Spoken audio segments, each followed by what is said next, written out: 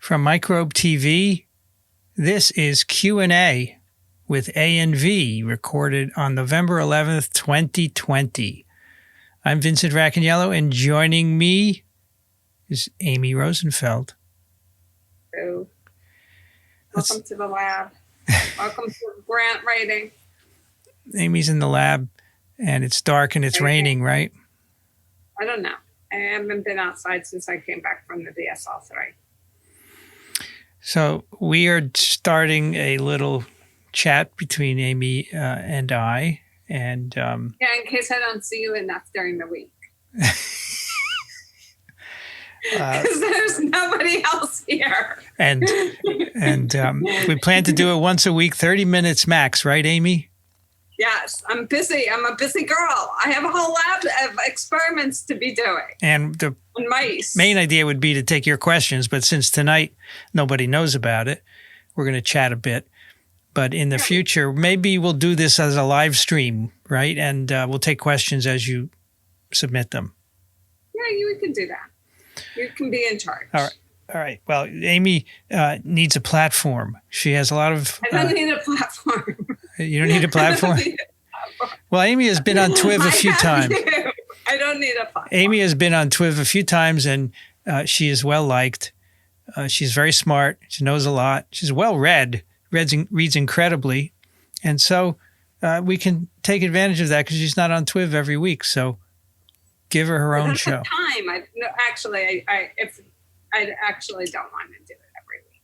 I think that the others have stuff to say, so I don't feel the need to infringe upon their time. What if the listeners demand that you do it every week? Nobody's demanding anything. The only person who demands to talk to me every week is my mother.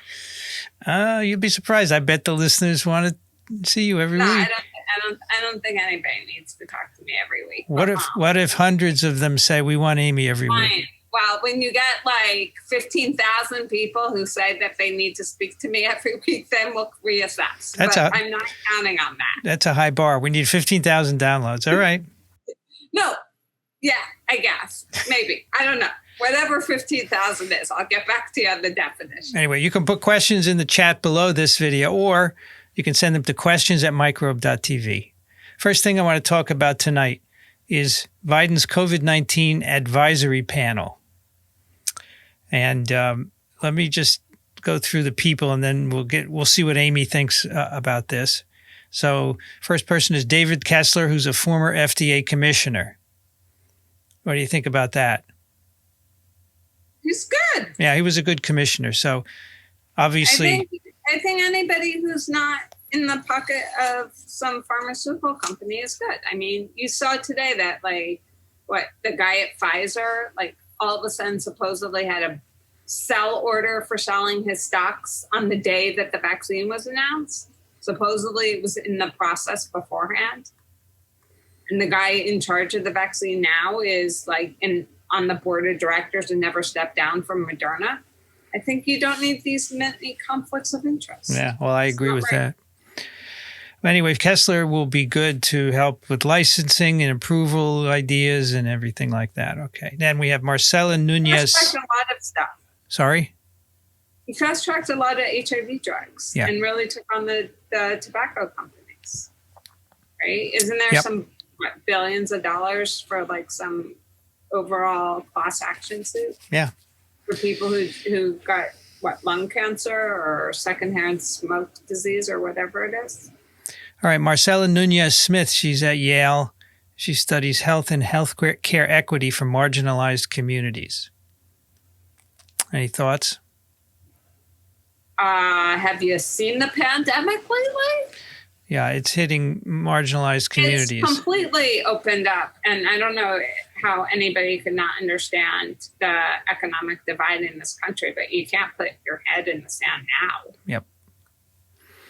All right, so this is a good choice, right? Yeah, I mean, it's huge. You have to address this. It's very upsetting, actually. Of course. Especially, I live in this neighborhood. Right. Yeah, you see a lot of the underbelly. Well, I mean, I could just look at my family, right? My sister lived on 76th Street, built a house, and has been living in what was supposed to be her weekend summer house and hasn't returned, right? Not many people are able to do that. Yeah. The next person is a former Surgeon General in the Obama administration, Vivek Murthy. Right. So Surgeon General knows how to take care of organization and policy. We have another former Assistant FDA Commissioner, Luciana Borio. It's good. And then someone I really like, Rick Bright, who is the former director of BARDA, who was asked to step down in the Trump administration. I don't think he was asked to step down. I think he was kind of pushed aside on the way out. Okay. And then he resigned because he has a conscience and knows, he has a backbone. It's appropriate. But BARDA is a government agency that helps develop things that are necessary for health, like vaccines and antivirals. They help push forward the 2 smallpox antivirals that we have and smallpox vaccines and stockpiled them. They paid for it. We have had I think it's good. I don't think you should. I don't think you should be at the whim of the executive branch. It's not right. And we've had a couple of people from BARDA on TWIV and TWIM in the past. It's good. Then we have Zeke Emmanuel, who is a former Obama administration health policy advisor. Again, he's at Penn. He's an oncologist at Penn. He's Ram's brother or twin brother. Yeah. It's good at policy. It's good. Atul Gawande, Brigham and Women's Hospital professor of surgery. I'm not so excited about this one. I don't know. You don't care? Well, I think he has some idea of how to deal with the economics.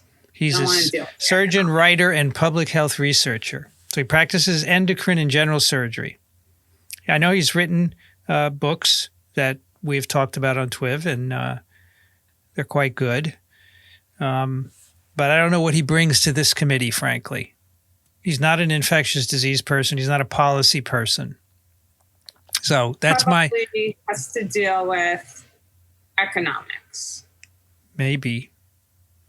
I think it's important. I mean, you need to have someone who's going to be able to deal with the economics and recognize the fact that testing and giving out vaccines should be along the same lines as we do for people over a certain age. The government pays for mammograms and colonoscopies and blah, blah, blah, because they've hired enough economists to figure out that it's more cost effective that way than to treat the people. So we need people who can do that. I agree, but I don't think he's the person.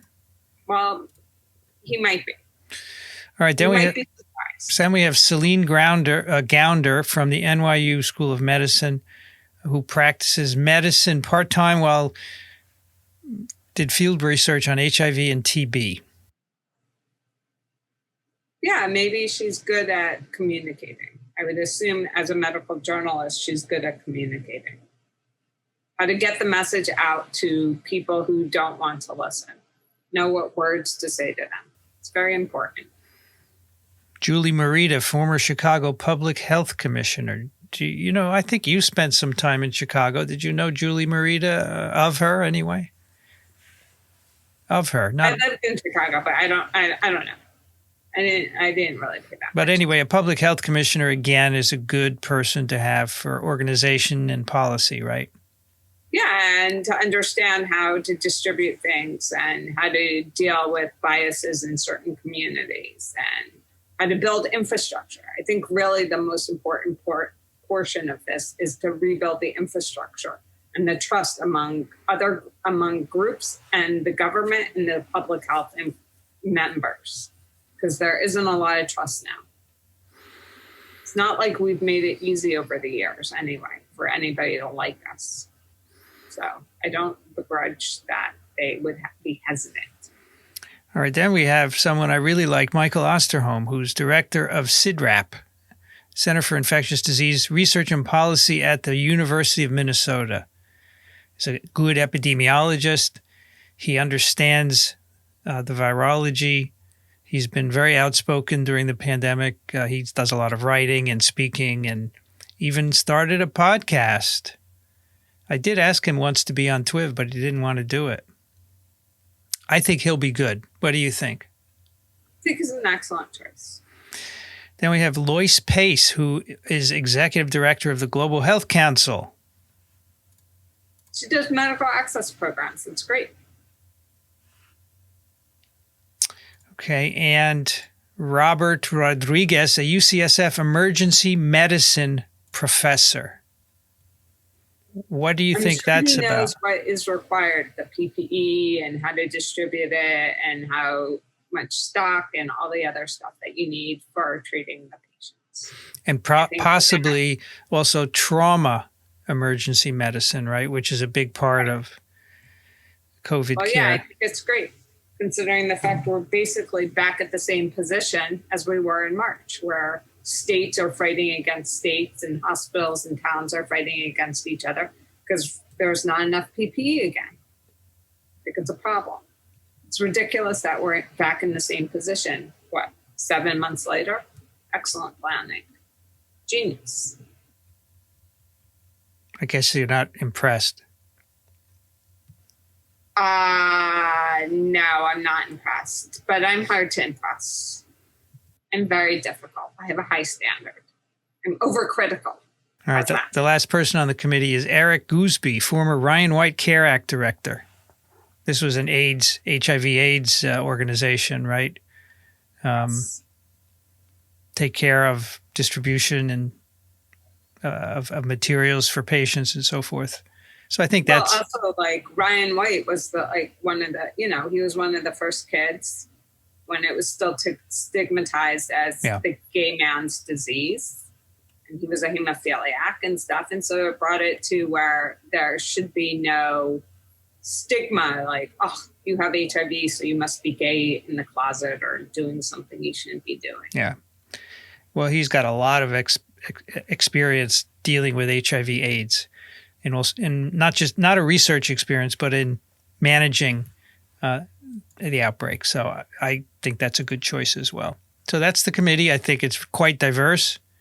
It has men and women. It has people of color and a lot of experience. So I think, my only quibble is Atul Gawande. I don't see why he's there, but everybody else I like.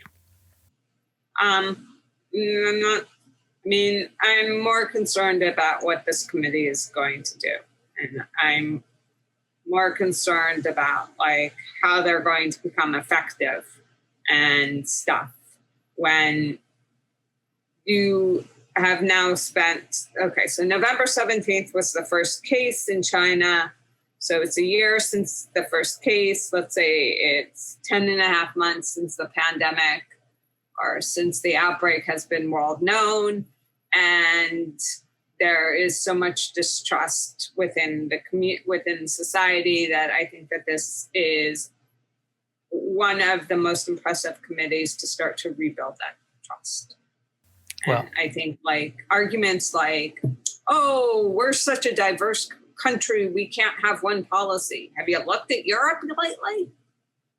Because the last time I looked, the French didn't like the Germans didn't like the Poles don't like the Czechs, nobody likes the Gypsies, the Spanish don't like the Portuguese or the French. It's gone on for centuries. We're 44 years old? Well, it's ridiculous. I think it's a cop out. I think the big problem with this committee is right now it has no money because the GSA will not release any money to the office of the president-elect. So this committee cannot do anything. Well, it couldn't do anything even if it got money from the GSA. The GSA is just releasing $6 million for the transition and giving him office space. Well, I heard today that to be up and ready to run at 12:01 p.m. on January 20th when the inauguration is complete. That's what it needs to do. Well, they could get interim money to do something. They could. Really? They don't even get intelligence. They can't get any information at this point. So they're kind of hamstrung. All they can do is meet. Well, yeah, I think isn't he talking? Although I thought he was talking about suing, but I think he's been dissuaded from doing that. Okay. But, let's say, I believe that they're claiming that the Georgia electoral is the problem. Well, that has to be certified by November 20th. That's the state law. Mm-hmm. So they must be, and now they're going to hand count. So they must be counting.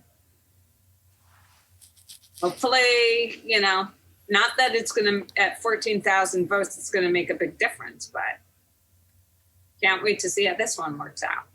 As I say to Jonathan, what's wrong with your state? Well, you can't say Jonathan without telling people who that is. My friend who lives in Atlanta that I went to college with. Because you went broken. You went to college in Atlanta, huh? Yeah. Okay. Yes, I went to Mrna, and I keep telling him state is broken. What state is not broken? I don't know, but his state is really broken. I mean, the Republican Senate candidates are suing the Republican state secretary, for counting. That looks like if you were a Democrat and a Republican, that makes more sense. But this is a Republican suing a Republican. It makes no sense. Plus, it just continuously undermines the democracy of this country. All right, let's go on to our other topic, which is Pfizer mRNA vaccine. Some results reported this week. They're saying it's at the first stopping point of 94 cases. That's both a mixture of vaccine and placebo arms. They got 90% effectiveness. Actually, it's called efficacy, because when you do a trial, it's called efficacy. If it's in the wild, if it's in the real world, it's effectiveness. I didn't know that. I had to look that up. Did you know that? No. Okay. So what does 94 cases mean? So there is a way to calculate this, and I did a back calculation, and I want to run this by Amy because she is the math person. Well, except somebody complained and didn't understand that I specifically, when I said we'll get to that. Sixfold plus fourfold equals tenfold, I specifically didn't divide because I wanted to make a point. Got it. Yeah, we'll get to that. You can't jump ahead. I wasn't jumping ahead. So what do you do to calculate efficacy? You take the percent infections in the control group, and you subtract from that the percent infections in the vaccinated group. You get a number, and then you divide it by the percent infections in the control group. So you're basically asking how did the vaccinees do in terms of reduction compared to the controls? So I did a little back of the envelope calculation, and I used these numbers. They said they've enrolled 38,955 people with 2 doses. And they're enrolling 40,000, but this number has gotten this number has gotten the 2 doses. Right. And then they come back and they say in 7 days whether or not they report something. Right. And then the control group was 6,583. And so if you fool around with the 94 total cases, I get 60 infections in the control group and 34 in the vaccine group. And then if you plug that into the formula, you get 90% efficacy. So they're small numbers, but it's early, right? It's early, but they're only reporting symptoms. If you factor in that 60% are asymptomatic cases, and this assumes that if you report symptoms on 7 days, this assumes that every single person got infected or exposed at the same time, or had the same speed at which they developed symptoms or disease. It's fine. Yeah. I'm not that thrilled. So let's just put it to you this way. Yep. Again, if I did this and I came in and I said, "Oh, look at my fabulous result," you might laugh at me and say, "Back to the lab." Yeah, I'm surprised at the great enthusiasm for this because the numbers are so small. And once they go through the thousands of people, I'm sure it's going to drop below 90%. I don't think that I don't see how this could be on par with the measles vaccine. The diseases are so very, very different. Doesn't everybody who gets exposed to measles develop the spots, develop the rash? Yeah, pretty much. So right then and there, you can't possibly have 90%. Because people who are asymptomatic, how are you going to find them? Well, that's a good question. We don't actually know what symptoms they're looking at. And I have a quote from Michael Osterholm. He said, "I don't want to dampen any enthusiasm for this vaccine. I just want us to be realistic. For a vaccine to really have maximal impact, it's going to have to reduce severe illness and death, and we just don't know yet." Would you agree with that? Yeah, I don't know what symptoms means. It's not like you said they had symptoms plus they were PCR positive, or they had no symptoms and they were PCR positive. Yeah. As my friend, whose sister is an MD, said, let's wait for the data. That, by the way, was from a Stat News article I'll link to. The other question, Amy, is how long will this last? 3 months, 6 months, a year, 10 years? We don't even know how long natural immunity to infection lasts. So how are you going to be able to predict this? Can't predict. You're, as I said, 10 and a half months into a worldwide pandemic, you could trace, and I guess we could ask the Chinese to go draw some blood from the first cases, but not betting on that happening. Yeah. So how do you know how long immunity is? I mean, people write papers all the time. Oh, antibody immunity stays for 3 months, and then they come back. Antibody immunity, 6 months. Yeah.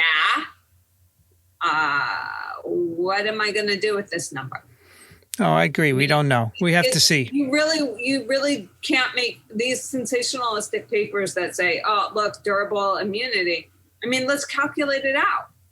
You're 10 and a half months into a pandemic. You can't say anything. So basically, you can write the title of the paper to get it into Nature. So basically, we could see this immunity going away in 3 months or 6 months or 12 months. Who knows? We just have to find out, right? Yeah. Now, it could be that we need to have every year boosters with this particular vaccine, right? Well, or any vaccine. I don't know. My crystal ball is on the fritz. No, any vaccine. Some vaccines, you don't need boosters every year, like polio vaccines and measles, et cetera. But maybe it's going to be like tetanus. You have to booster every 10 years. Well, that wouldn't be so bad, right? No, it's fine. But you do get boosters for measles. I've gotten 6 shots already. You got boosters for measles. I've never gotten a measles since I was a kid. But I do get DPT every 10 years. That's true. All right. The other thing I want to ask you, you got this note here, Amy. Are you going to strap a -80 to a mule? Well, how are you going to distribute it? It has to be at -80. Yeah, that's a problem. Yeah. How are you going to do this? Especially if you want to use it for the world. It shouldn't just be given to the Americans, because we can go and walk down and go to the CVS that will have some kind of refrigerant. But, other countries, you can't do this. So we just had this call. We just discussed this the other day about the Sabin vaccine, right? They had kerosene -80 strapped to mules on vaccine that was just day a freezer. in Brazil. That was just a freezer, like a -20. But this needs to be -80, which is significantly more. I heard that Pfizer is developing some kind of suitcase. So if you go to, I don't know, South Dakota, I think you might have to drive a bit of a distance to find 1,000 people. Or are they all going to come to one centralized location? Well, that's a good And that question. might work in the United States, but it probably won't work in sub-Saharan Africa. I agree. Right? It's So an I don't issue. know that this is a well thought out plan. It's an issue. We'll give them some time to come and decide and revise. Well, maybe to give them the benefit of the doubt, Amy, maybe they have a plan, but we just don't know it. Well, that's what I'm saying. I'm giving them time to revise. Okay, good. But I'm just, so far, doesn't seem well thought out. All right. So we have 4 minutes left. I know. I have to write a grant. We're going to have to work on the grant after this. Okay. So I'm going to skip these emails then, because we can wrap it up. Okay? Well, no, Carl complained about my math. All right. So I will just say. Let's read it. That I know to divide. Wait, we have to read it. I just wanted to make a point. We have to read it. On mink I have to read it. on mink mutation and myocytes, Dr. Rosenfeld stated that a 6 times infection rate in children plus a 4 times rate in adults led to a 10 times total infection rate. This is an error. Total infection rate would equal number of children positive multiplied by the 6 time plus the number of adults positive multiplied by the 4 time divided by the total positive. Assuming 1 in 10 people tested qualified as children, this would be closer to 4.2 times the total infection rate.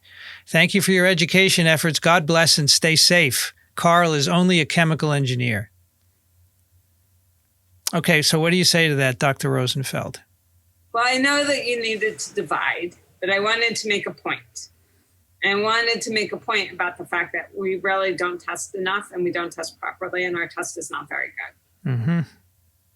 And also I wanted to make a point that if you actually sat down and thought about, say what Scott Atlas is saying, that 20% in New York City, for instance, it's 20% seropositive to the specific virus, plus 30% of us are seropositive to the common coronavirus, we're at herd immunity. And yet we've had we have 1,000 cases or more a day in New York City.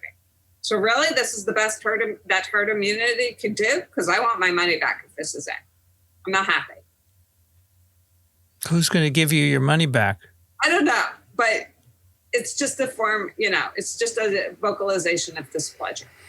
Okay. And anybody who would support this idea, I really don't understand how you could then rationalize throughout the nation that there is 140,000 cases per day now.